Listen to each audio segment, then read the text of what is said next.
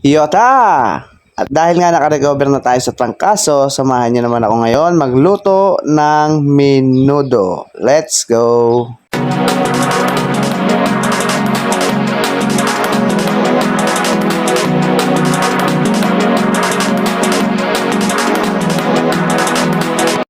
O shout mga kayota! Siyempre, hinugasan muna natin ang mga karne at atay ng baboy bago lutuin para siguradong malinis at all goods.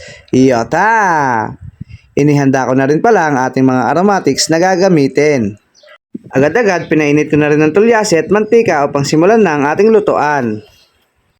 Pagkainit ng mantika at tulyase, nilagay ko na ang ating mga aromatics ng sabay. Wala nang bawang mauna bago sibuyas, sa akin sabay-sabay na yan. Yota!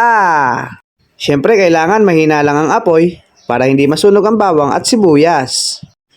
Kapag nagkatas na ang mga aromatics, ilagay na ang karne at atay ng Peppa Pig.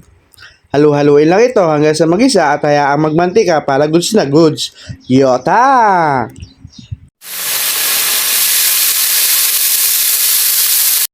Kapag nagmantika na, lagyan lang natin ng 2 cups of water at hayaang kumulo.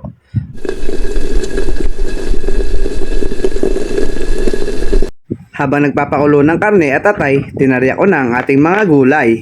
Bago binalatan niya mga yan, hinugasan muna gamit ang running water. Kaya napagod pa ako kakahabol sa tubig kasi nga running. Sa isang bahagi ng kalan, magpainit ng isang maliit na kawali upang iprito ang mga gulay at hotdog na sahog ng menudo bago natin ito ipagsalo-salo. Nung uminit na, inilagay ko na ang potato at carrots at prituin ito sa loob ng 2 minuto.